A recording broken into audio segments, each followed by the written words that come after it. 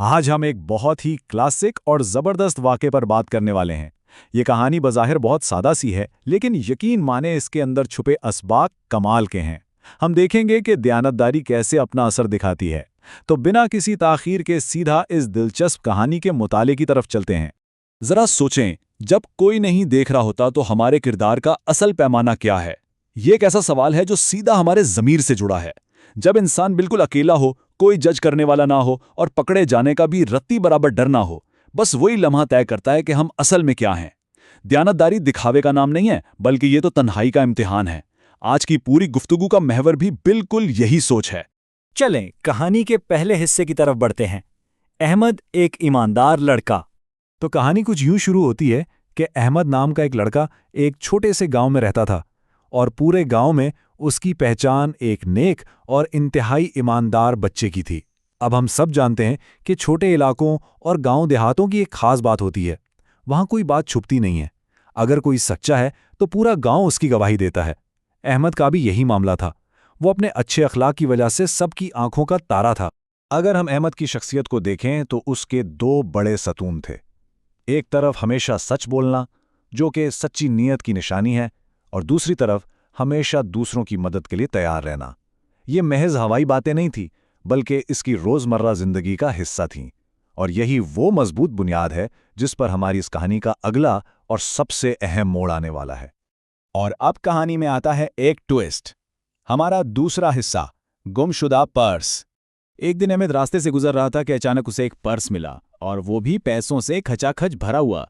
अब जरा इस सूरत हाल की संगीनी को समझे। अचानक बगैर किसी मेहनत के इतनी बड़ी रकम का मिल जाना किसी भी इंसान के लिए एक बहुत बड़ा इम्तिहान है। यहाँ अंदर एक ज़बरदस्त जंग शुरू हो जाती है।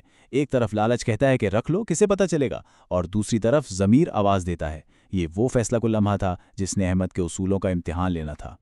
तो इस सूरत हाल में अहमद ने क्या किया? चलते हैं तीसरे हिस्से की तरफ। एक नेक फैसला। अहमद ने फौरन सोचा, ये मेरे नहीं है, मुझे असल मालिक को वापस करने चाहिए। तो सबसे अहम नुक्ता यह है कि सच्ची ईमानदारी की शुरुआत हमेशा दिल से होती है, एक सच्ची नीयत से होती है। वो चाहता तो पैसे जेब में डाल सकता था, बिल्कुल कोई देखने वाला नहीं था, लेकिन उस एक जुमले ने साबित कर दिया कि उसके लिए जाती फायदे से बढ़कर इंसाफ अहम था। उसने उसी वक्त मान लिया कि इस माल पर उसका कोई हक नहीं। और सच पूछे तो यही वो सोच है जो किसी को भी अखलाकी तौर पर हीरो बना देती है। अब वक्त था इस सोच को अमल में लाने का। चौथा हिस्सा, बूढ़े आदमी की दुआ। ये सिर्फ एक पर्स वापस करने की सीधी सी कहानी नहीं है, बल्कि ये अमली ईमानदारी की एक बेहतरीन मिसाल है। अहमद ने ये नहीं किया कि पर्स जेब में रखकर किसी के आने का इंतजार करने लगे, बिल्कुल नहीं। वो बाकायदा गांव में गया, लोगों से पूछगछ की, उसने कोशिश की, और फिर बिलाखिर उसे एक परेशान हाल बूढ़ा शख्स मिल गया जिसका पर्स गिरा था, और अहमद ने वो पर्स उसके हवाले कर दिया। ये कदम बस्ती के हर फर्द को ये सिखाता है कि सच्चाई के रास्ते पर चलने के लिए खुद से अमली कोशिश करनी पड़ती है। जरा इस मंजर का तसव्वुर करें। जब इस परेशान बूढ़े आदमी को अपना पर्स वापस मिलता है तो उसका चेहरा खुशी से खिल उठता है, और वो अहमद से कहता है, बेटा तुम बहुत ईमानदार हो, अल्लाह हमेशा ईमानदार लोगों से मोहब्बत करता है। ये बात कितनी खूबसूरती से वाज़े करती है कि इखलाकी रवैये का इनाम कितना फौरी और दिली होता है। पैसे मिलने की खुशी अपनी जगह, लेकिन उस बुजुर्ग के दिन से निकली हुई दुआ और मोहब्बत वो असल कमाई है। मादी दुनिया की कोई दौलत इस अंदरूनी सुकून का मुकाबला कर ही नहीं सकती। इस वाक़े के बाद पूरे गांव में अहमद के चर्चे थे। सब ने उसकी खूब तारीफ की, लेकिन जो सबसे ज़बरदस्त बात हुई वो ये थी कि इसके इस एक अमल ने गांव के बाकी बच्चों के लिए एक शानदार मिसाल कायम कर दी। माशरे में अच्छे रोल मॉडल्स ऐसे ही तो बनते हैं। जब कोई एक फर्द नेकी के रास्ते पर चलता है तो उसके असरात पूरे माशरे में जंगल की आग की तरह फैल जाते हैं, और एक पूरी की पूरी नस्ल ये सीख जाती है कि वाकई ईमानदारी से बेहतर और कोई आदत नहीं। अब जरा इन बातों को समेटते हैं। हमारा आखिरी हिस्सा, ईमानदारी के बुनियादी असबाक।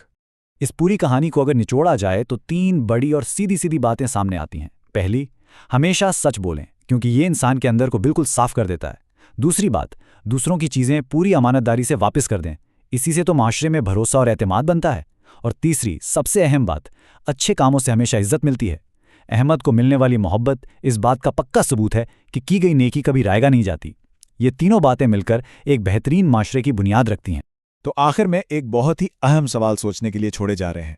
क्या एक आम से इंसान की ईमानदारी का एक छोटा सा अमल पूरे मुआशरे की सोच बदल सकता है? अहमद के सिर्फ एक अमल ने एक बूढ़े इंसान की परेशानी तो दूर की ही, मगर साथ ही वो दर्जनों बच्चों के लिए मशले राह भी बन गया। ये कहानी साबित करती है कि किरदार की पुख्तगी और सच्चाई इंसान को ऐसी लाजवाब इज्जत देती है जो कोई पैसा नहीं खरीद सकता। इस बात पर जरूर गौर कीजिएगा।